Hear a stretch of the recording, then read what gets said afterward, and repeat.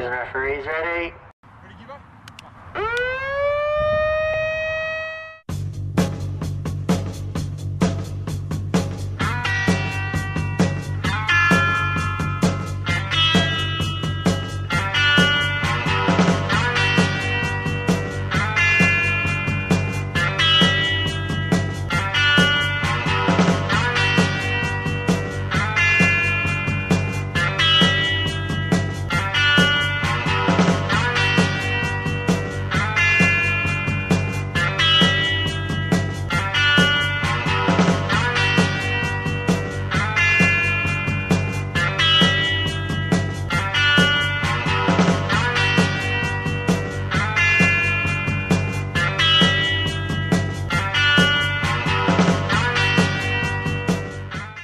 Welcome all Phoenix fans to the 8th episode of Phoenix TV.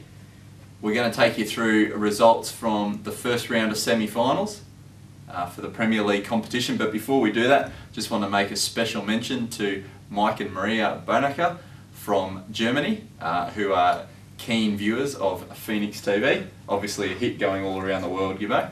Can you take us through the results from your game? Yes, as you can see, both Glenn and I, are wearing black ties in mourning of the Phoenix Blues loss and out of the competition. As you can see on your screen, in the first semi-final, Phoenix Blue were defeated by Vikings Warriors 5-4 with a touchdown on the siren to Dean Taylor.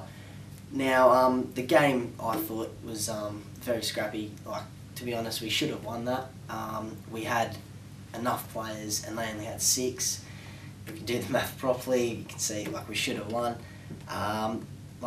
Not blaming the referees, but they didn't help us too much. And I thought that the team we dropped our heads and just didn't play very well after that.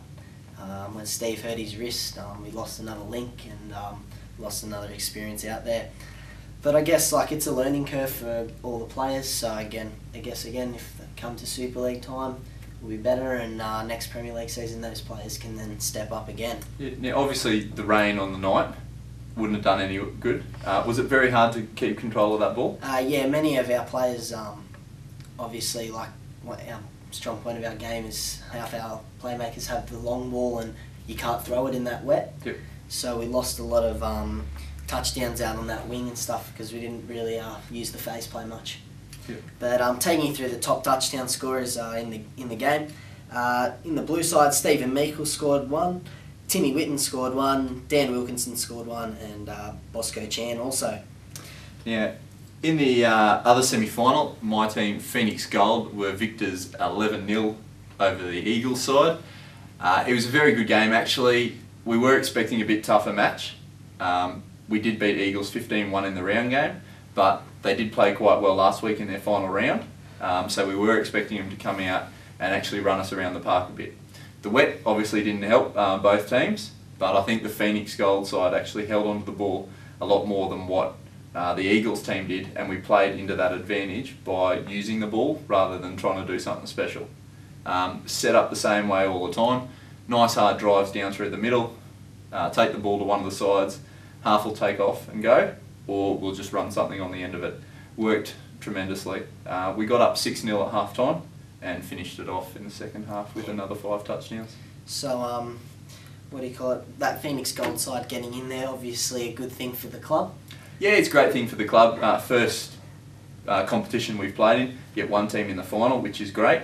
Would have liked to have the 2 teams playing off again so we could have squared up that 1 touchdown loss to you guys in the first round, but unfortunately it didn't happen. But we will try and our hardest out there to knock off that Vikings team to claim that championship. Can you take us through the touchdown scorers of the game, Glenn? Yes, in the game had myself, Glenn Hayes, scored 3 touchdowns. He's a bit of a hog, that guy. Scotty Eastburn scored 2 lovely touchdowns, and we had 1 touchdown going to Graham Clancy, Chris Whittock, Dan Hawke, Alex Reid, Adam Townsend and Brodie Hunter. Now, as you can obviously see, the Phoenix Gold side have made the final. So next week, on Wednesday the 4th of August at 7:40, Vikings Warriors will take on Rightway Phoenix Gold on Deakin 1. Now, Glenn, obviously Vikings Warriors side, obviously with a bit more depth now with Liam back and obviously Tails. What's in store for Right Way Phoenix Gold in that last match? What do you do to overcome that? Well, it's going to be a difficult game defensively because Dean Taylor obviously is a tremendous player in his own right and can dictate a game. Combination with Liam Taylor makes it that little bit extra for us because now we've got to watch a number of players rather than just one. With our defence, we need to make sure, like what we did in the semi-final, is we stay nice and tight. Our wingers are hitting quickly, and then if they get the second phase, we're getting back out to our player nice and quickly. Cutting down any of those little penalties because we don't want to be defending all game. In our attack, we need to make sure we take the ball wide because I think they've only got 7 qualified players for the final. So the more we run them around, the tighter they're going to become, the less their top players or their well-known players are going to be able to perform. The other thing that we're going to work really hard on is our rucking. Against the Eagles, we destroyed them all over the field where we're setting up touchdowns from halfway just because we're having a good rapper getting around and then being able to set up. And against the Vikings team with their limited subs, we've got to do the same thing just to sort of grind out that bit of, what am I trying to say?